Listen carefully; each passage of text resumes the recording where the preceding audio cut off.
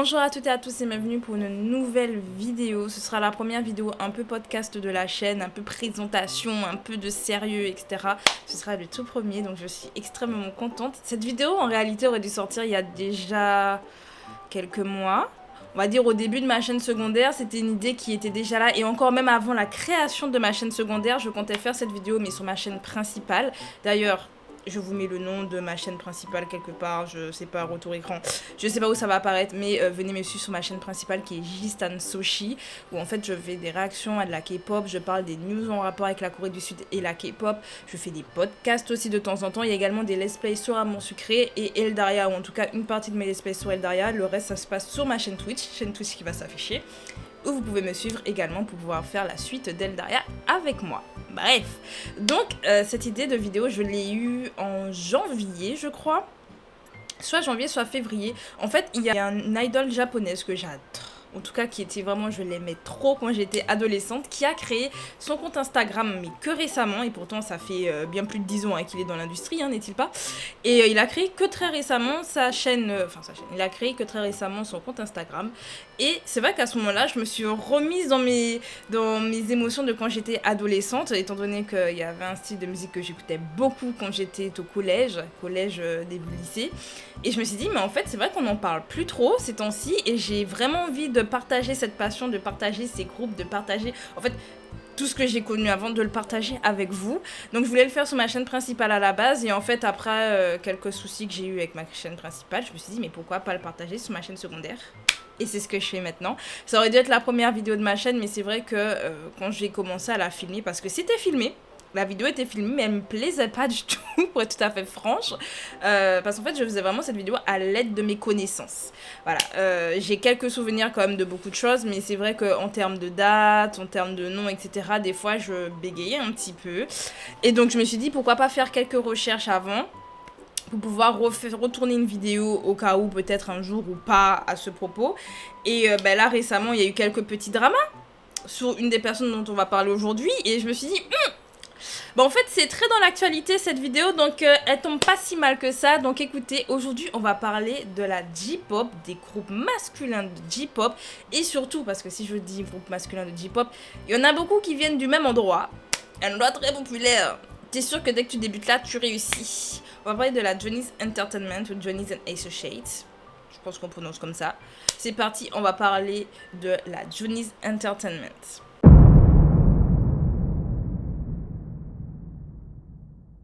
Alors, avant de démarrer de vous parler de l'agence en elle-même, on va commencer avec Johnny Kitagawa, ou de son vrai nom Hiromu Kitagawa, qui est un homme d'affaires japonais qui était parti étudier aux États-Unis pendant quelques années et qui a décidé de retourner au Japon en 1950 à peu près. J'espère que je dis les bonnes dates, mais dans les années 50 en tout cas, il décide de retourner au Japon pour pouvoir travailler à l'ambassade japonaise. En retournant là-bas, en fait, il va croiser un petit groupe de jeunes qui s'amusent dans un parc et il se dit, vas-y, je vais me créer mon propre groupe de baseball, vas-y. Donc il a créé une équipe de baseball où il a entraîné ces jeunes. Et parmi certains membres de l'équipe de baseball, il va se dire, mais pourquoi pas créer un boys band ? Parce que c'était quelque chose qui commençait déjà à se développer aux États-Unis et qui marchait plutôt bien. Et il s'est dit, mais pourquoi pas faire ça, mais version japonais ? Surtout qu'à l'époque, au Japon, il y avait beaucoup plus de solistes que de groupes. Donc c'était une idée un peu ingénieuse et un peu nouvelle. Aujourd'hui, c'est rien. Aujourd'hui, on va se dire, créer un boys band... tout le monde fait aujourd'hui, mais c'est vrai qu'à l'époque c'était quelque chose d'assez ingénieux, de plutôt nouveau, de novateur, et forcément ça a attiré du public et il a eu un petit succès avec ce groupe qu'il a appelé The Johnny's. Oui, faut pas chercher trop midi à 14h, The Johnny's c'est pas mal. Écoute, au moins tu sais d'où ils viennent. Bref, en tout cas, le terme Johnny's, il est à retenir parce que le nom de ce groupe-là va tout simplement être le nom de toutes les personnes qui vont être entraînées à la Johnny's Entertainment et qui vont aussi débuter à la Johnny's Entertainment. On va les appeler les Johnny's. Donc, retenez ce terme parce qu'en fait, je vais beaucoup l'utiliser en fait par la suite lorsque je vous présenterai mes petits groupes favoris et bientôt je vais vous le faire, j'ai trop hâte. Mais en attendant cette présentation, retenez bien le terme Johnny's, qui va tout simplement être un terme générique pour tous les boys bands de la Johnny's Entertainment. Donc les Johnny's réussissent à faire un petit succès. The Johnny's, c'est un groupe qui fait un petit succès. Il va créer 2-3 solistes qui vont aussi avoir leur part de succès. Il y a aussi un autre groupe qui s'appelait Four Leaves. Vous inquiétez pas, sur le sol japonais, ils se sont dit le monsieur là, il a un don, il a un petit truc. Donc pendant plusieurs années, il va avoir un petit succès et dans les années 90, c'est l'apogée avec la création du groupe SMAP.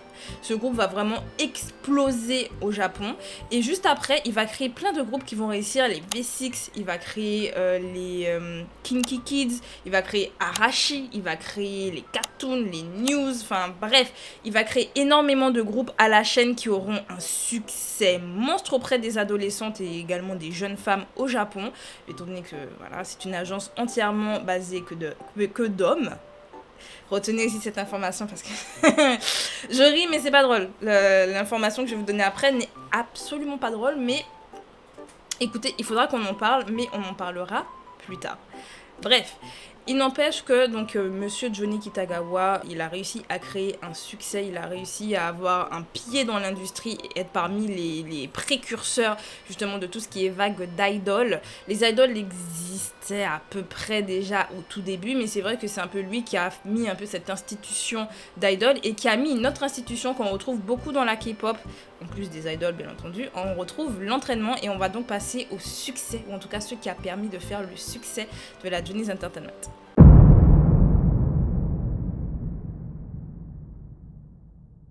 Alors oui, forcément il faut avoir de la bonne musique, hein, on va pas se mentir, il faut faire de la bonne musique si tu veux réussir, n'est-il pas? Mais il n'y a pas que ça qui a fait que les groupes ont réussi, et donc je vous ai parlé de training.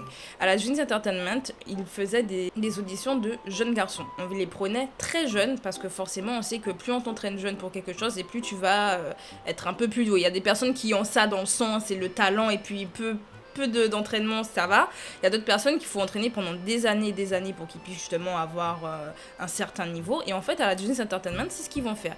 Ils vont prendre des jeunes garçons, donc on va dire entre 9 et 14 ans, on va dire, au niveau des sélections, même si je pense qu'ils prennent également les jeunes hommes de 16 ans, mais je pense qu'ils les prennent surtout plus jeunes. Un des groupes que je vais vous présenter plus tard a par exemple parmi ses membres, il y en a qui ont été sélectionnés à l'âge de 9 ans. Alors, ils n'ont pas débuté à 9 ans, je vous rassure. Enfin, ils ont débuté dans l'industrie en général à 9 ans, mais ils ont vraiment débuté dans un groupe quelques années plus tard. Jeunes, mais quelques années plus tard. Mais en tout cas, ils les prenaient vraiment, on va dire, dès 8-9 ans jusqu'à 12 ans à peu près. Donc, il les prend très jeunes, presque au berceau, pour être sûr que justement, ils aient un entraînement de qualité et qu'ils puissent devenir des idoles qui arrivent à chanter, danser et faire de l'acting. Parce qu'en fait, c'est ça qu'on va faire avec ces jeunes garçons. On va les entraîner à tout faire pour qu'on les retrouve partout. En plus de cet entraînement de ces jeunes garçons, ils vont avoir l'opportunité de pouvoir déjà performer lors de concerts d'autres de leurs senpai, donc de leurs seniors. On va par exemple retrouver, je pense, à Yaotome Hikaru ou encore Yabukota, donc qui font partie du groupe AC Jump et dont on va parler justement dans une vidéo réservée au AC Jump. C'est la prochaine, hein, je vous le dis déjà, vu que j'ai déjà fait mes recherches, j'ai déjà tout. En tout cas, ces deux-là ont performé aux côtés des Kinky Kids lors de leur concert G. Je vous donne déjà cette info, je vous la redonnerai dans la vidéo si vous n'avez pas regardé celle-là, vous inquiétez pas, tout est inscrit, tout est noté. Mais c'est un exemple parmi tant d'autres. On retrouve également Kamenashi Kazuya qui a également performé pour les Kinky Kids ou qui a performé pour les SMAP. Il y a plein d'idoles justement très jeunes qui ont performé pour leurs seniors, et le fait de les voir performer aussi jeunes, ça leur donne également une base fan assez forte vu qu'on les voit jeunes et on les voit grandir et ils grandissent avec les fans. En plus de cette fan base assez forte, ça crée également l'envie chez des jeunes garçons de pouvoir débuter, parce que c'est arrivé, et toujours avec le groupe AC Jump, parce que c'est des infos que j'ai eues récemment justement en refaisant mes recherches, il y a certains membres qui ont décidé de débuter ou en tout cas de s'inscrire à la Johnny's Entertainment parce que justement ils ont vu des danseurs qu'ils ont trouvé incroyables lors de concerts de SMAP, de Kinky Kids ou peu importe. Ils les ont vus, ils se sont dit mais moi aussi je vais être comme eux. Donc ça fait non seulement de la pub, ça fait de la fanbase et en plus ça donne aussi également de l'activité aux jeunes et également des compétences. Ils ont au moins cette compétence et ont déjà, on va dire, le goût de la scène et savent déjà performer et divertir un public. En plus de pouvoir être sélectionnés et danser derrière les groupes seniors, et ça c'est cool, en plus de ça, on va retrouver les Johnny's dans une émission qui sera créée en 2004. Si je dis pas de bêtises, oui, en 2004, la Johnny's Entertainment va créer une émission qui sera entièrement basée pour les Johnny's. Voilà, c'est pas une émission où ils vont un peu à côté pour faire un peu faire les pitres, etc. Non. la Johnny's va créer leur propre émission qui va s'appeler le Shonen Club. Et dans le Shonen Club, en fait, on va retrouver tous les artistes qui ont déjà débuté faire de la promotion pour leur son. Donc forcément, pour les fans, c'est incroyable parce que c'est en face d'un public.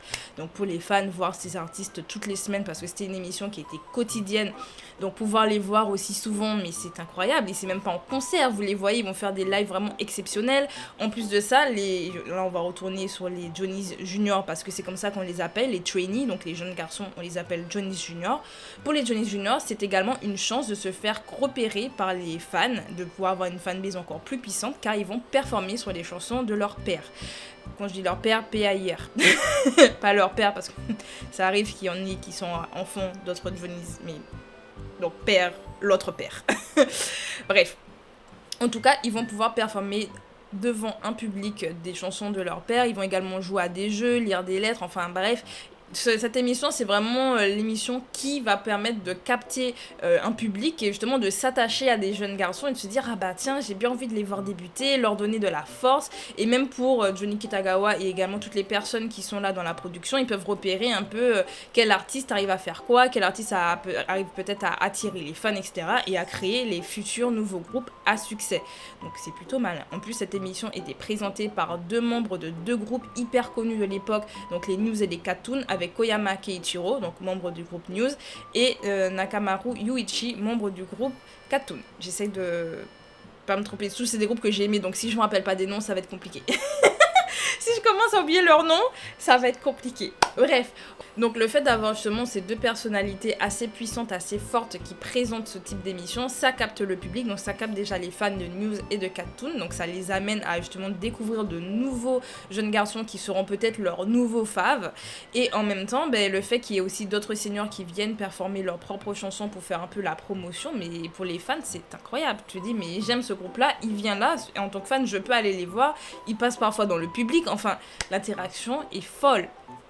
Donc pour moi c'est vraiment un coup de génie, un coup de maître, le fait d'avoir sa propre émission où en fait les Johnny's font ce qu'il veut, en tout cas pour Johnny Kitagawa, il fait exactement ce qu'il veut, il garde une image assez lisse et en même temps drôle parce qu'ils divertissent le public et en même temps c'est pas une émission qui vient d'ailleurs parce que les Johnny's en dehors bien sûr de Shonen Club on les retrouve partout, mais quand je dis absolument partout c'est partout, ils vont sur tous les plateaux télé parce que forcément il y a aussi le côté performance et le fait de promouvoir une chanson. Donc on va retrouver dans des émissions par exemple de cuisine, des émissions de divertissement un peu où, où tu vas justement faire un peu le pitre, des choses comme ça. Et également ailleurs, on va les retrouver autre part parce que je vous ai dit qu'on les entraîne également à l'acting, on va les retrouver dans les films et dans les dramas. Donc en fait les Johnny's vous les voyez partout, tout le temps. Partout tout le temps et ils sont surtout en plus dans les dramas et films à succès. Si je vous dis Yukan Club, si je vous dis Nobutaro Produce, si je vous dis Anayori Dango, si je vous dis Gokusen, si vous êtes des férus de drama issus de drama japonais, si je vous ai dit ces noms-là, c'est bon, là vous dites ouais, chaud. Bah les Johnny's vous les retrouvez dans ces dramas à succès. Voilà, donc vous les retrouvez partout, tout le temps. En tout temps, dans les pubs, vraiment, les Johnny's, on sait pas, ils font même les openings d'animés. On est à ce stade. Les Johnny's, vous pouvez rien faire, vous les voyez partout. Donc en fait, au final, Johnny Kitagawa a vraiment réussi à créer un empire. En fait, il est au-dessus de tout. Il est au-dessus de tout dans l'industrie du divertissement. Alors, bien entendu, à un moment donné, ça ralentit. Il y a plusieurs choses qui ont fait que la Johnny's Entertainment, alors je veux pas dire qu'ils ont perdu énormément de vitesse, mais ils en ont quand même perdu. J'ai envie de dire la K-pop. Pour moi, il y a plusieurs choses qui font que, et c'est pas... Alors je précise que ça, c'est pas des recherches, c'est des choses que je pense moi. Pour moi, la K-pop, pour moi, c'est l'un des plus gros obstacles, je mets des guillemets à obstacles, en fait, à l'épanouissement, en tout cas, au fait à la montée, on va dire, de popularité des groupes de la Johnny's Entertainment, vu qu'avant que la K-pop soit autant populaire à l'international, la J-pop était déjà énormément mis en avant, donc grâce bien sûr aux animés et aux mangas, et grâce au drama après par la suite pour ceux qui se sont intéressés au drama. Et forcément, avec les Johnny's qu'on retrouvait un peu partout, forcément à un moment donné, tu finis par les connaître, tu finis par aimer ces groupes-là, et tu finis par aimer les chansons, parce que bien sûr les chansons sont bien, en dehors du fait qu'ils soient beaux, qu'ils savent danser, etc. Ils ont également de très bonnes chansons. Voilà. Vous inquiétez pas, je vais vous donner quelques chansons à l'écouter si vous les trouvez. Si vous les trouvez, parce que ça, Ça, c'est notre histoire. Et pour moi, c'est aussi un des faits qui fait que la Johnny's, ils ont perdu en vitesse. On en parlera après. Mais pour moi, la K-pop, vu comment justement l'image de la K-pop se renouvelle tout le temps, il y a différents types de groupes, vous retrouvez des physiques tout le temps différents, des styles différents.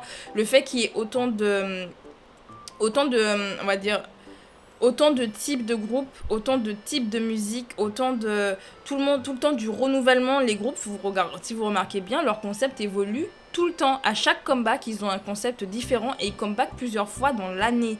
Donc forcément, à un moment donné, ça capte beaucoup plus l'attention du public que les groupes japonais. Je dis pas que eux, les groupes de la Johnny's, ne comeback pas souvent, mais en termes, par exemple, de concept, en termes de musique, ça peut un peu se ressembler. Je mets des guillemets à se ressembler. Il y a un peu moins de renouvellement selon moi. Je dis bien selon moi, parce que moi, j'aime bien les chansons, mais c'est vrai que la J-pop a un style assez particulier. Quand vous écoutez de la J-pop, vous savez que vous écoutez de la J-pop, en dehors du fait que ce soit japonais, dans les instruments qui vont être utilisés lors de la conception ou la production d'une musique, ça s'entend. La manière dont ça va être chanté, ça s'entend également. Je prends un exemple assez, on va dire, bête et méchant. Regardez Produce 48 pour ceux qui, par exemple, regardent cette vidéo et regardent tout ce qui est émission coréenne. Produce 48, c'était le mélange entre Produce 101, qui était une émission de télé coréenne et qui créait des groupes éphémères. Et on prend les AKB48, groupe d'idoles hyper connu au Japon. C'était un mix Produce 48.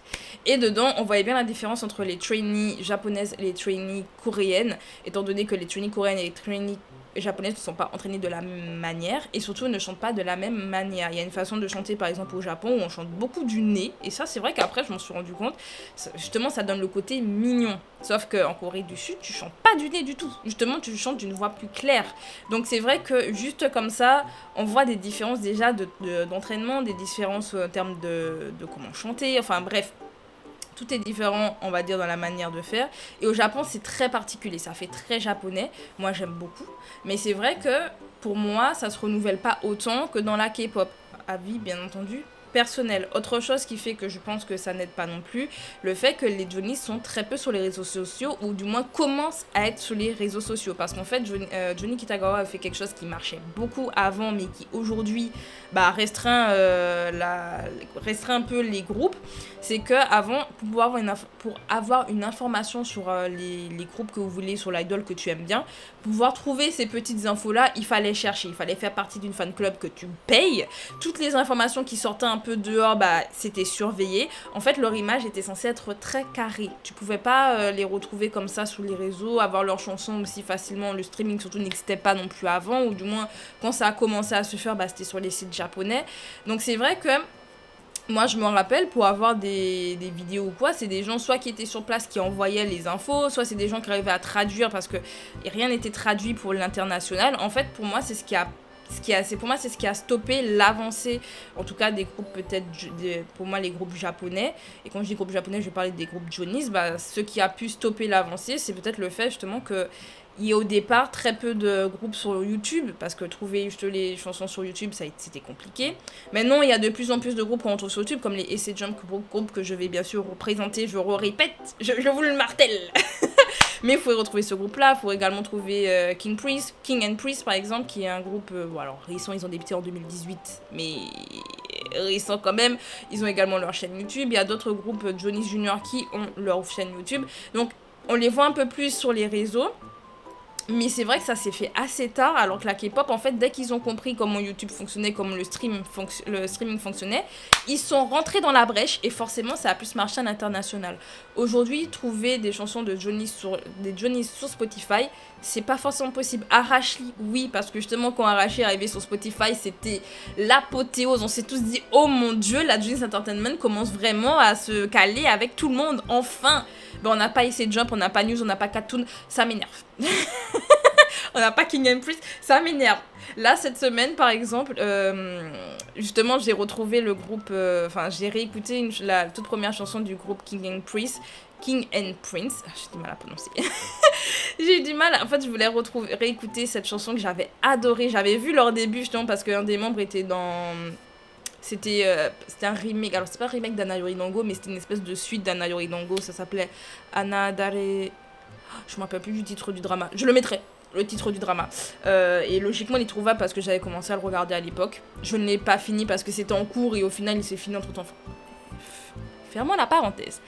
Il n'empêche que j'avais énormément aimé la chanson parce que la chanson du drama, c'était la chanson de début du groupe et j'aimais tellement cette chanson. Je me rappelle, je l'écoutais en boucle. Ça faisait un moment que j'écoutais plus de J-pop et surtout pas les groupes de Johnny's, mais cette chanson, elle m'a plu et j'ai voulu la réécouter là, cette semaine. Je suis allée sur YouTube. D'ailleurs, j'ai découvert que le groupe, ils étaient plus que 2. À la base, ils étaient 6. Ils étaient 6 ou 7. Non, ils étaient 6 à la base. Ils se retrouvent à 2. J'ai pas trop compris, je me suis dit attends, en plus ça s'est fait cette année là, il se passe trop de choses. Donc j'ai pleuré. Je me suis dit mais en fait j'ai tout raté. Maintenant ils sont plus nombreux, en plus mes faves en fait parmi ceux qui sont partis, il y avait mes faves quoi. Il y avait mon mari il s'est barré. Bref, en tout cas j'ai écouté la chanson sur YouTube et je me suis dit je vais la chercher sur Spotify.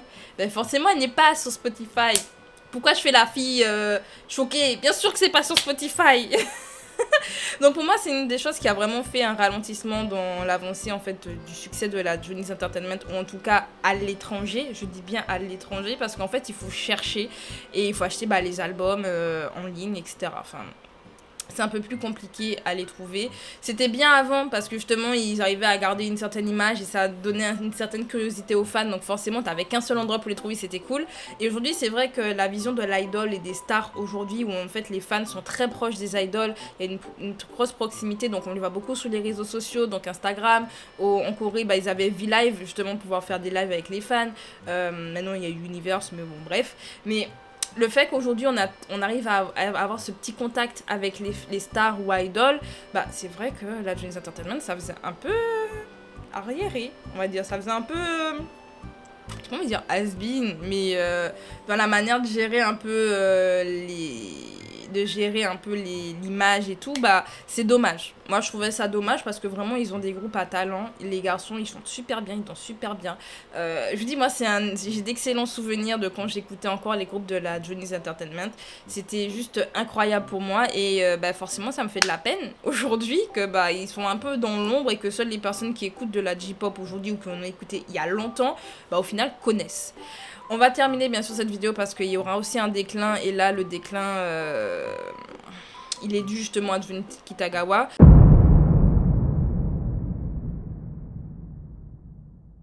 Je pense que si je vous ai dit le nom plusieurs fois de ce monsieur, de ce grand homme qui a de cet homme qui a justement créé la Johnny's Entertainment et qui a vraiment créé un peu l'image de l'idol, enfin entre guillemets créé l'image de l'idol, mais c'est un peu lui qui a créé tout ce qui était training et tout ce qu'il y avait autour des idoles.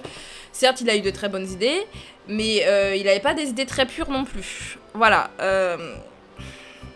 Comment vous dire? Vous avez la chaîne de Mitsou, hein, je pense que logiquement vous connaissez mieux la chaîne de Mitsou que ma chaîne qui là j'ai actuellement 16 abonnés, donc non 20, je suis à 20 abonnés sur cette chaîne là, donc en tout cas la chaîne où je vais poster cette vidéo, j'ai très peu d'abonnés, donc mais logiquement sur la chaîne de Mitsou vous avez une vidéo sur Jun Kitagawa et sur le fait que il y a une affaire qui est ressortie, que ce monsieur aimait peut-être un peu trop les enfants. Je dis peut-être, mais c'est sûr. En fait, il aimait un petit peu trop les enfants. Et en fait, cette news ne m'a pas choquée. Alors, cette news m'a choquée sans me choquer, dans le sens où, à l'époque, quand j'écoutais justement énormément News, Cartoon, Essay Jump, Arashi, enfin bref, quand j'écoutais tous ces groupes-là avant, il y avait un peu cette image-là de Jun Kitagawa. Il y avait vraiment déjà cette image-là, il y avait beaucoup qui le détestaient en plus, en tout cas à l'étranger, je précise à l'étranger, pas au Japon. Au Japon, il avait une très bonne image, hein, justement parce que c'est quelqu'un qui a réussi à un stade incroyable. Franchement, il a réussi quelque chose que je sais pas si quelqu'un arriverait à refaire ce succès. Hein. Donc c'est vrai qu'il avait une très bonne image de ce côté-là, mais c'est vrai qu'à l'étranger, j'ai souvenir, hein, moi-même je le disais, qu'on disait il aime un peu les enfants lui, non? Parce que ça paraissait très bizarre, je sais pas, il y avait un truc malsain, je pourrais pas vous expliquer quoi. Et c'est vrai qu'aujourd'hui, quand il y a eu un Johnny's, parce que c'est ce qui s'est passé récemment, un ancien Johnny's en fait a parlé, en fait, il a dit tout ce qu'il a vécu quand il était jeune, et il y en a beaucoup qui ont commencé à parler, et surtout pas que des Johnny's pas connus. Regardez la vidéo de Mitsou, il vous donnera toutes les informations. Il y a également une vidéo, parce que j'ai failli commencer à la regarder tout à l'heure là. Alors, vous allez sur la chaîne de Rotten Mango. Voilà, elle a fait une vidéo également sur Jun Kitagawa et je ne l'ai pas encore regardée, je précise. Hein, comme j'ai déjà vu la vidéo de Mitsou. Et en fait, j'allais la lancer là, avant de faire cette vidéo. J'allais la lancer, je me suis dit, mais en fait, on parle de plus en plus de ça. Il faut que ma vidéo sorte en fait. Tout simplement. Parce que, alors, il y a moi je ne parle pas justement de tous les dramas qui est autour de Johnny Kitagawa, vous l'avez bien vu. La vidéo c'était vraiment sur la Johnny's, le fonctionnement de la Johnny's et un peu aussi parler un peu du déclin, comment, pourquoi et ça déclin selon moi. Mais cette vidéo c'est un peu en fait une vidéo d'introduction. Parce que vu la longueur, introduction ça fait beaucoup. Mais c'est une vidéo d'introduction de mes futures autres vidéos. Je vais présenter des groupes et je vais utiliser le terme de Johnny's Junior. Je vais utiliser le terme de Johnny's d'ailleurs tout court. Et en fait, je vais pas rentrer dans les détails du ils ont été juniors, ils ont été dans tel groupe, etc. Je vais pas rentrer dans ces détails-là. Je préférais faire une vidéo en fait d'introduction pour vous présenter un peu le tout et que vous soyez un peu informés aussi de ce qui se passe en ce moment parce que c'est là maintenant avec tout ce qui se passe sur Johnny Kitagawa. Alors je précise aussi, le monsieur il est plus là, hein, le monsieur il est mort. On a quand même attendu sa mort pour qu'on puisse avoir ce type d'infos. Donc ça fait des années qu'il y avait ça qui couvait. De toute façon, allez regarder la vidéo de Mitsu, il vous dit tout. Il vous dit tout à ce propos. Bref, en tout cas, je vais m'arrêter là pour cette vidéo-là. J'espère qu'elle vous aura plu, que ça vous poussera peut-être à vous intéresser peut-être un peu plus à la Johnny's Entertainment et surtout à l'affaire qu'il y a en ce moment avec Johnny Kitagawa parce que c'est extrêmement grave ce qu'il se passe et que ce qu'on découvre en fait à propos de ce monsieur. Même si, comme je disais, il y avait des infos qui couvaient. En plus, apparemment, il avait déjà été accusé il y a des années de ça, mais il avait déjà été accusé mais acquitté, enfin bref. Mais là aujourd'hui, ça sort, les gens commencent à y croire, les gens commencent à se dire mais c'est pas possible. Et c'est vrai que c'est pour ça que je vous dis, pour moi, ça peut être aussi un autre signe de déclin. L'image qu'il y a autour de la Johnny's Entertainment aujourd'hui, quoi. Quand on sait ce qui s'est passé avant avec les jeunes, on commence à se poser des questions. Enfin bref, je vais m'arrêter ici. J'espère que cette vidéo donc vous aura plu. Si elle vous a plu, pensez à mettre un like. Pensez également à vous abonner pour les futures vidéos où je vais d'une présenter les groupes que j'ai aimés. Mais je vais également lire mes fanfictions parce que forcément, j'étais tellement fan de ces groupes. J'ai fait des fanfictions quand j'avais 12 ans. Quand j'avais 12 ans, j'ai fait des fanfictions, donc je vais les lire. Et je les lirai avec vous. Voilà. Je vais m'humilier sur la place publique, mais de toute façon c'était le type de vidéo qui devait arriver sur cette chaîne, c'était prévu depuis les débuts de la chaîne secondaire. Pour le moment il y a que des vidéos réactions, mais logiquement il est censé avoir d'autres types de vidéos sur cette chaîne, c'est juste que avec ma chaîne principale c'est un peu compliqué d'allier les deux. Chaîne principale, chaîne secondaire, c'est compliqué. Donc bref, on se laisse ici, on se dit à bientôt pour de nouvelles vidéos, c'était Audrey, salut!